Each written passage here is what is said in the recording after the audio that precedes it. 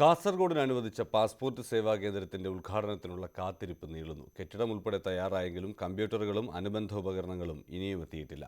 കാസർഗോഡിനൊപ്പം അനുവദിച്ച മറ്റു കേന്ദ്രങ്ങളിൽ ഫെബ്രുവരിയിൽ തന്നെ സേവാകേന്ദ്രം പ്രവർത്തനം തുടങ്ങിക്കഴിഞ്ഞു. ഏറെക്കാലത്തെ മുറവിളിക്കൊടുവിലാണ് കാസർഗോഡിന് പാസ്പോർട്ട് സേവാകേന്ദ്രം അനുവദിച്ചത്. എന്നാൽ സേവാകേന്ദ്രം എന്ന് പ്രവർത്തനം ആരംഭിക്കുമെന്ന കാര്യത്തിൽ അനിശ്ചിതത്വം തുടരുകയാണ്. കാസർഗോഡിനൊപ്പം അനുവദിച്ച ഇടുക്കിയിലെയും ലക്ഷദ്വീപിലെയും കേന്ദ്രങ്ങൾ ഫെബ്രുവരി 28-ന് ഉദ്ഘാടനം കഴിഞ്ഞ് പ്രവർത്തനം ആരംഭിച്ചു.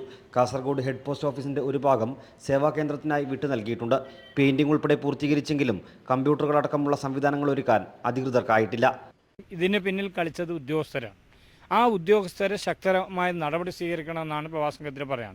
അത് വലിയ രീതിയിൽ പ്രവാസികളോട് കാണിച്ചുള്ള അങ്ങേയറ്റം ക്രൂരമായ നടപടിയാണ്.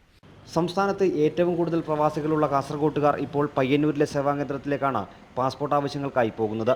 പോസ്റ്റൽ പാസ്പോർട്ട് സേവാകേന്ദ്രം അനുവദിക്കപ്പെട്ടപ്പോൾ ആഹ്ലാദിച്ച പ്രവാസികൾ പക്ഷേ കേന്ദ്രത്തിന്റെ ഉദ്ഘാടനം ഉൾപ്പെടെ നീണ്ടുപോകുന്നതിൽ ആശങ്കാകുലരാണ്.